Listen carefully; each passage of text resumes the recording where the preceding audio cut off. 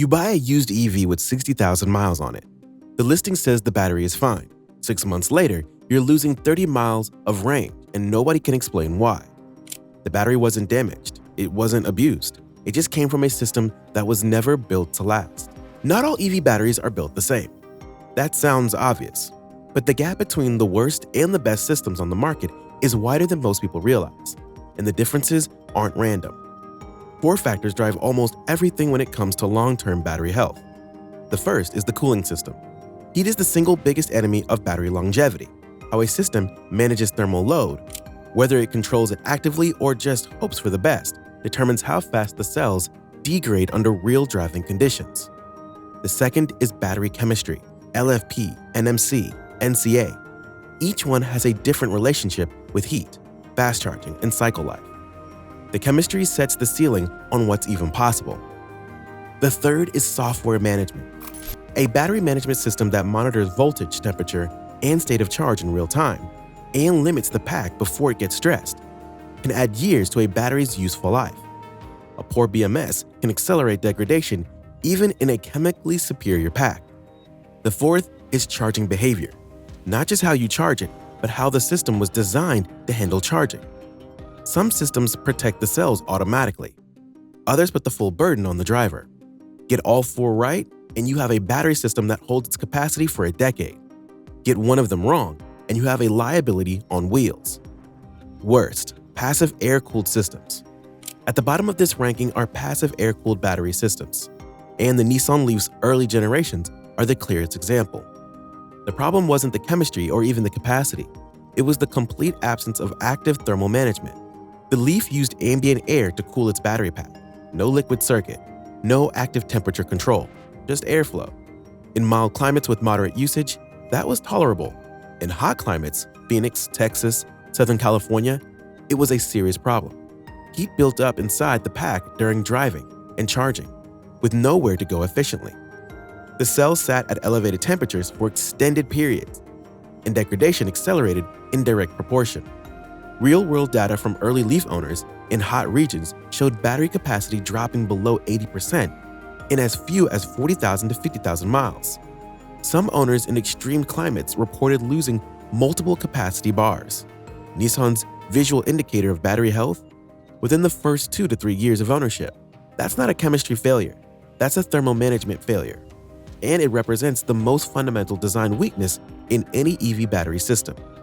Building a pack with no real plan for managing heat over time. Passive air cooling belongs at the bottom of this ranking. The degradation data makes the case without any further argument. Lower tier, early EV battery platform. One step up from the passive cooling are the early liquid-cooled platforms that improved on thermal management but still struggled with consistency. These systems moved in the right direction. Active liquid cooling meant heat had somewhere to go, range improved. Fast charging became more viable, but the early implementations of battery heat management, particularly around how aggressively the system intervened during charging, left real gaps. Some of these platforms still allowed cell temperatures to climb higher than ideal during DC fast charging. Others had battery management software that wasn't sophisticated enough to fully balance cell level stress over time. The result was packs that performed well early in their life, but showed inconsistent degradation as mileage accumulated. Long-term consistency is the benchmark that separates a good battery system from a great one. Early platforms often pass the short-term test and fail the long-term one. Better than passive cooling, but not by enough to rank higher. Mid-tier, modern mainstream EV systems. This is where EV battery engineering made a meaningful leap. The mid-tier represents most of the mainstream EVs you're looking at right now. Vehicles from Honda, Kia, Ford, Volkswagen, and others using modern NMC chemistry with genuine active thermal management. These systems are liquid cooling circuits that respond to real-time temperature data. They limit charging speed when the pack is too hot or too cold. The battery management software actively balances cells and protects the pack from the most damaging charge scenarios. Long-term battery stability improved significantly compared to earlier platforms. Real-world fleet data backs this up.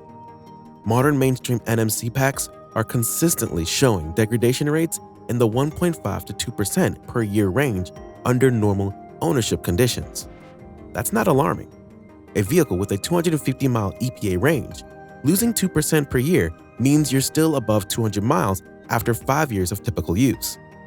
The limitation here is that NMC chemistry is more sensitive to fast charging and sustained high temperatures than the chemistries you'll find in the upper tier. Treat these systems well. Avoid daily DC fast charging. Don't park at 100% state of charge in summer heat for days at a time. And they perform reliably. Push them hard consistently, and the degradation rate climbs. Mid-tier systems are where EVs become genuinely reliable daily transportation. They're not perfect, but they're solid. Before we get into the systems that actually separate themselves from the pack, if you're finding this breakdown useful, hit subscribe right now. We cover EV ownership the way it should be covered, with real data, not manufacturer talking points. It takes 2 seconds, and you won't miss the next one. Upper tier. Advanced thermal management systems. The upper tier is defined by one thing: precise temperature control at every point in the operating cycle. Systems in this bracket don't just cool the battery reactively, they precondition it before charging, maintain tight temperature windows during fast charging, and manage thermal load during high-demand driving in a way that directly protects cell longevity. Porsche Taycan's thermal management system is a well-documented example. The 800-volt architecture it operates on produces fundamentally less heat per charge cycle than 400-watt systems at comparable speeds, and the thermal management built around it keeps the cells operating in a narrow, healthy range even during back-to-back fast charges. The engineering payoff is measurable. Systems with this level of thermal precision show less capacity loss per fast charge session, more consistent cell balance over time, and lower degradation variance between individual vehicles in the same fleet. When battery protection during charging is engineered at this level, long-term battery health stops being a matter of luck or driving habits. The system handles it. The rise of LFP battery systems. LFP changed the conversation around EV battery longevity, and it did it by solving the problem from the chemistry level rather than just managing it with software and cooling. Lithium iron phosphate is inherently more stable than nickel-based chemistries. The phosphate bond in the cathode structure is stronger and more resistant to breakdown under repeated charge cycles. That stability translates directly into longer cycle life and slower degradation. And it's not marginal, it's significant. BYD's Blade battery, built on LFP chemistry, passed the nail penetration test, a severe safety benchmark that most lithium-ion packs don't survive without thermal runaway. That level of structural stability in the chemistry correlates directly with real-world durability. The trade-off with LFP is energy density. A given pack size stores less energy than an equivalent NMC pack, which historically meant shorter range for the same physical battery. That gap has narrowed as manufacturers build larger LFP packs to compensate. What LFP gives you in exchange is a system that genuinely doesn't mind regular 100% charging. In fact, charging to 100% periodically is recommended for LFP to allow the battery management system to recalibrate its state of charge estimate accurately. It handles high mileage more gracefully than nickel-based chemistry, and the 15-year battery warranties now appearing on LFP-equipped vehicles aren't marketing. They reflect the cycle life data that LFP chemistry consistently produces. For owners who prioritize long-term reliability over maximum range numbers, LFP is the most compelling option on the market right now. Best overall. The most proven EV battery system. The most proven EV battery systems. At the top of this ranking are the systems that combine every factor that matters: strong thermal management, intelligent software, durable chemistry, and real-world data to back it up.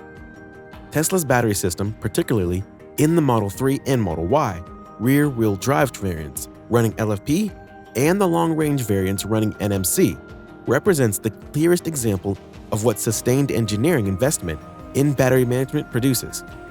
Tesla's 2023 Impact Report showed Model S and Model X batteries losing only 12% capacity after 200,000 miles. That number held across a large enough fleet sample to be statistically meaningful, not a cherry-picked outlier. BYD's Blade system is still in the same tier.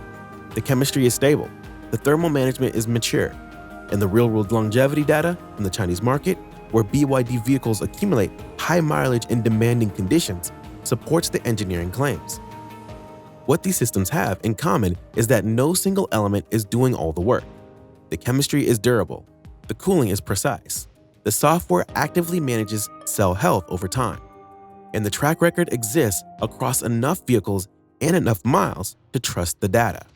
These are the systems most likely to reach 150,000 to 200,000 miles with a battery that still performs close to how it felt on the day you drove it off the lot.